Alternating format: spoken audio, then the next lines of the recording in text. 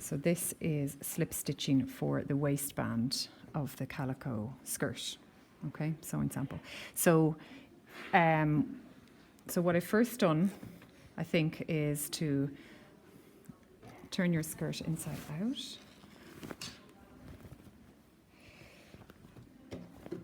And you can see I have pinned up the waistband here. So this has been nicely, this seam has been nicely pressed open.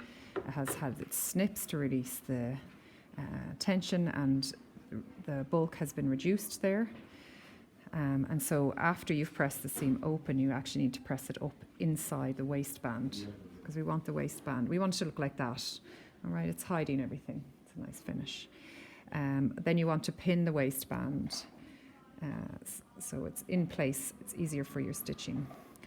Also, a thing can happen if you don't pin it, where as you sew, you move it along. And so say you're sewing this piece here, which should correspond to there, but you're sewing it over to there, and it sort of makes a twist in your waistband on the outside when you're finished. So it can be frustrating if you've done a whole bunch of sewing and you think your sewing bit is done well, but your position of the waistband isn't positioned well, and then you have to rip it all out and restitch it, okay? So you can pin it all around,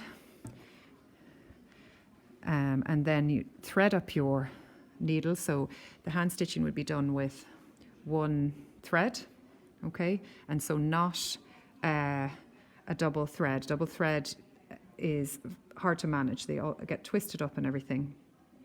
What you want is maybe the thread to be as long as to your elbow-ish, the little extra thread that comes down.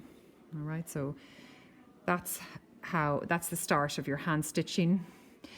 And what you need to do is, we don't tie a knot in the bottom. It's not strong enough, it doesn't hold the fabric. So what you want to do is knot it to the actual piece that you're sewing. Now to do that, it's called a buttonhole stitch. What you do is you're going to take one stitch. Now what I'm going to do is, really what we want to do is start our stitching from here and stitch all the way along. It's a little bit hard sometimes to get your knot right in the corner. So I'll come in a little bit and do a knot, and then I'll stitch back this way and then back, okay? So, so you take a little stitch. Okay, so first of all, actually, before I start that, where we're going to stitch, we're not going to see any stitching on the outside of this. So we're not going to stitch it all through this part of the skirt, because if we did, you'd see it coming there. So you're stitching on your seam allowance of the waistband, just inside here, as close as we can along there. And the other part that we're grabbing is the inside of this waistband, like this, underneath the fold. So we're not actually going to see stitching on here, and we're not going to see stitching here. It's going to be completely invisible. But it's also quite a strong stitch that we're doing. We're doing the slip stitch. So to start off, we stitch here, take one stitch. So one stitch is basically in and out like that.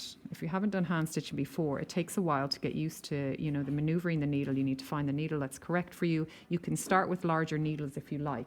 They're harder to push through the fabric, but sometimes they're just easier for your hands if you find it hard with the small needles. Okay.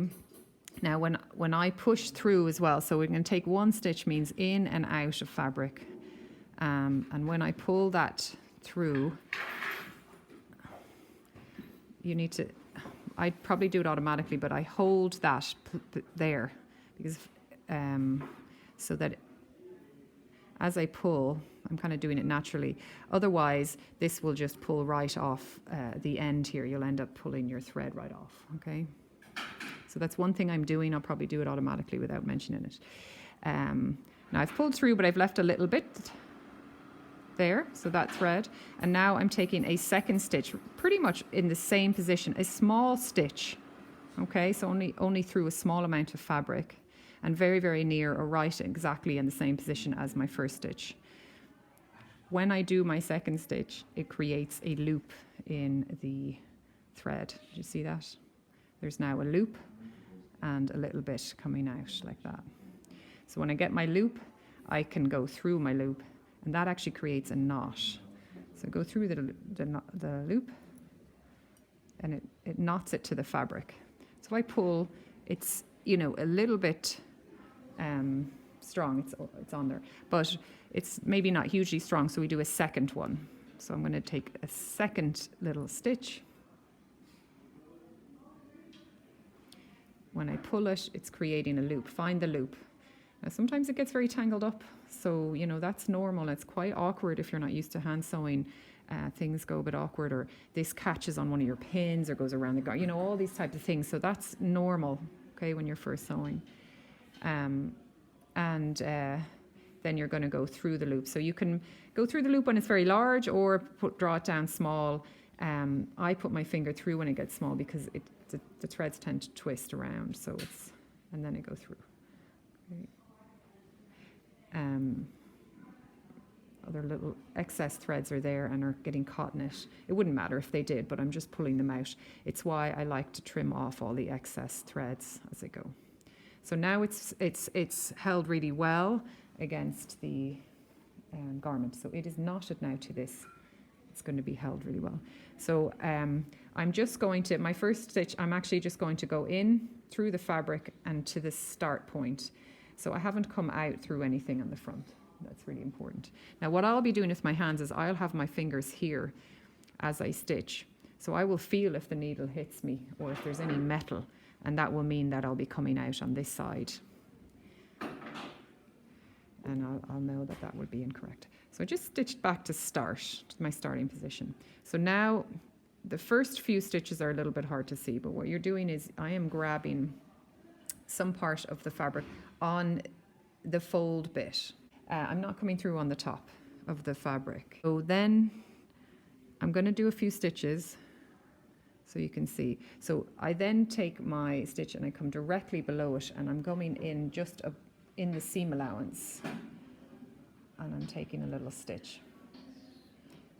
Okay, again, I'm taking a stitch there and it's not showing anywhere on the front. So it's in kind of to the top layer of the fabric and back out.